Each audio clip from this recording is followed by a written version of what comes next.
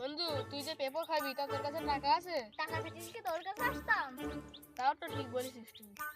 Paper তো খাবি, যা পেপার এক জায়গায় আছে। বাগানের মালিক তো 10টার সময় ভাত খাতে যায় বাড়ি, এখনই আমরা যাবো। দেখি বন্ধু এখন কটা বাজে। চল বন্ধু, এখন 10টা বেজে গিয়ে ওরা বাড়ি ভাত খেতে আসছে।